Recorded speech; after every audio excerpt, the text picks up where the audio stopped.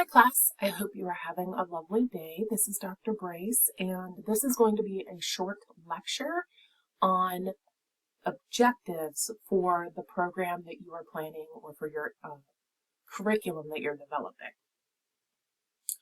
We've already had a quick lecture on your mission, vision, and goals, and as I stated in that lecture and as stated in the text, the mission is a broad view of what you're going to do, and you narrow that down with a little bit more specific language in your goals.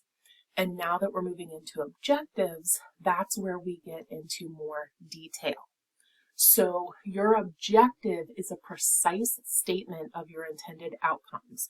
So what you want to happen with your program and what change you want to see with your participants. So your objectives specify intermediate accomplishments that represent the progress towards a goal. You want your objectives to be measurable, related to the specific changes that will occur with your priority population at any given point in time because they participated in your program. So your objective has to be linked to what you do in that program, what your lesson is, what your activity is, what you're essentially doing. And when you are working towards achieving your objectives, this is going to determine whether or not your program has been successful, and it is going to help your stakeholders, your funders, your participants, anybody that you are sharing results with, understand whether or not your program has had success and whether or not you're meeting your deliverables. So there are different level of objectives, and these are linked directly to what you're evaluating in your program. So you'll have process objectives, which are related to process evaluation, and that's assessing whether or not your program did what it was intended to do. So did you deliver the curriculum you said you were going to in the manner you said you did it? And did you have the number of sessions you were going to have? So you'll measure process objectives by keeping track of your daily tasks, keeping track of the activities that you participated in, and any sort of plans related to your program that lead to accomplishing all of your other levels of objectives, which are your impact and outcome objectives. So you want to think about these objectives and how you're going to evaluate them when you're planning your program. So evaluation should be included in the planning process from the beginning. Next level are your impact objectives, and these are the immediate observable effects of a program. So what are you able to immediately observe as a result of your participants engaging in your program or your curriculum? So did you see a change in knowledge? Did you see a change in attitude? Anything like that. And those are things you have to think about how you're going to measure when you are planning your program and your activities. And then you have your outcome objectives, which are your end stage or post-program further out long-term objectives that they are going to result in a change in a health status, quality of life, or things like that. So say you have a program where you're trying to overall reduce obesity rates among middle school students. Your impact objectives might include increasing knowledge about physical activity and nutrition, having them implement the behavior of being physically active and eating healthier, thus either maintaining or losing weight. And then if you measure that a year out, 2 years out, you might see a change in obesity levels related to your population. So they're longer term outcomes. When you are thinking about your objectives, you want to think about the time that it takes to achieve those. So your short-term objectives are expected immediately You'll measure them pre-post within your assessment or within your program assessment.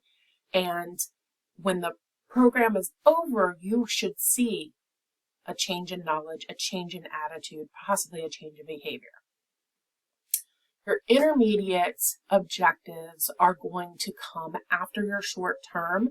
So if you're trying to change attitudes and knowledge about something, that could actually be the change in behavior that you're tracking later on.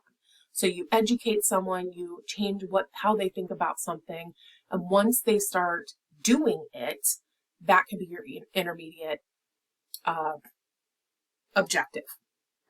Your long-term objective is, again, looking at that ultimate impact of the program. Did it decrease obesity rates? Did it change quality of life, etc.?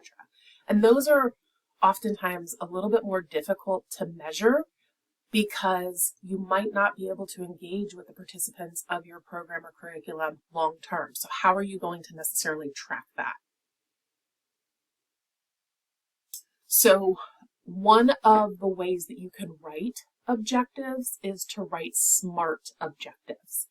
And a SMART objective is something that is specific, so you know what you're planning on trying to increase. So you're looking at a change in knowledge. It's measurable, so you have to be able to use some sort of instrument that can measure what knowledge looks like. So in order to measure knowledge, you would have an assessment that if you're looking at nutrition knowledge, that would measure nutrition. So you have to make sure that you're measuring what you're intending to measure. You want to have attainable objectives so that you're not setting your participants up to not be able to do what your objective is. So you don't want to say, because my participants take this curriculum, they're going to lose 10 pounds in a week.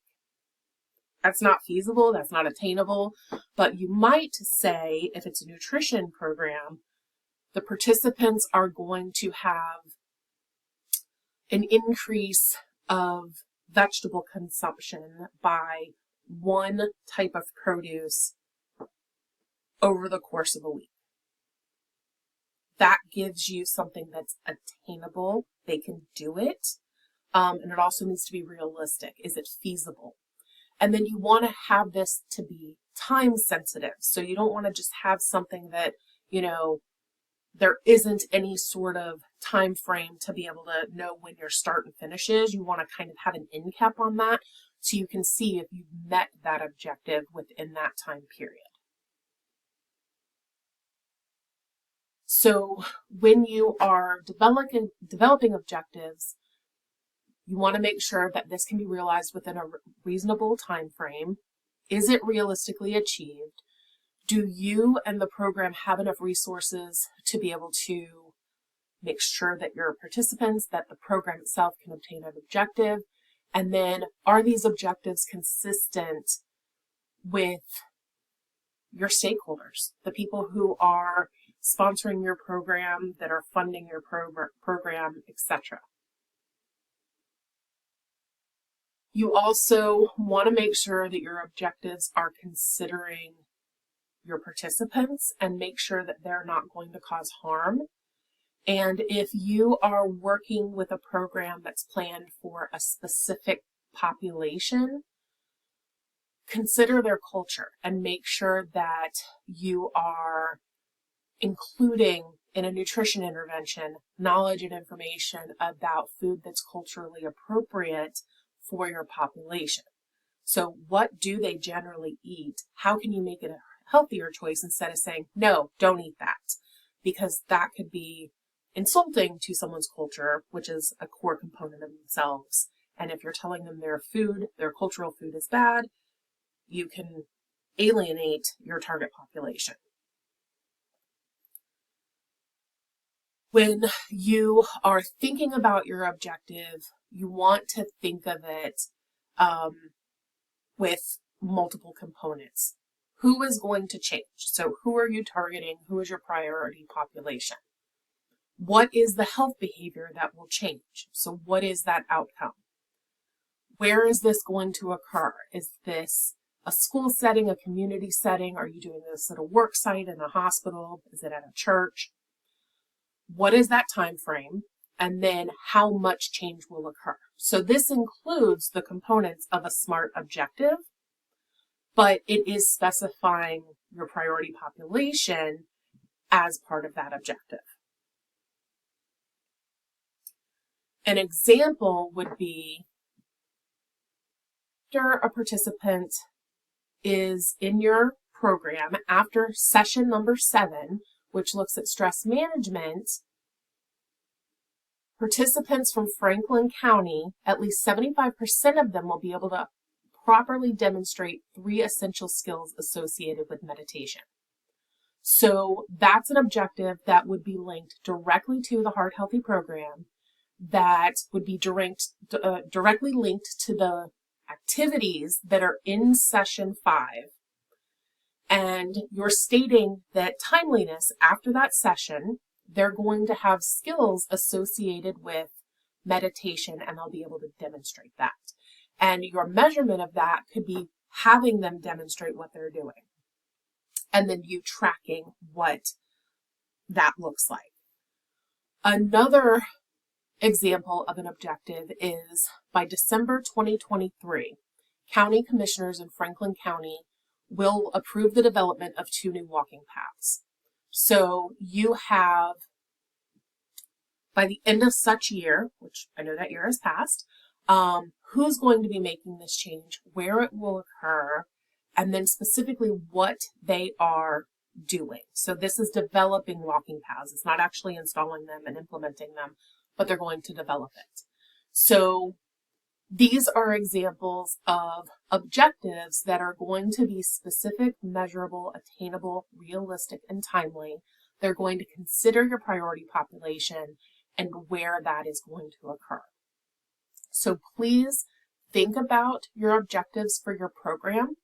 You want to make sure that you are considering what is the curriculum you're going to adapt or develop, what activities are within that program or curriculum, and what are the outcomes you propose are going to happen as a result of participating with that. So you'll develop your objectives to be able to measure whether or not you're meeting the intended objectives and outcomes of your program. If you have questions about this, please post them to Blackboard and I will answer them there. Have a lovely day.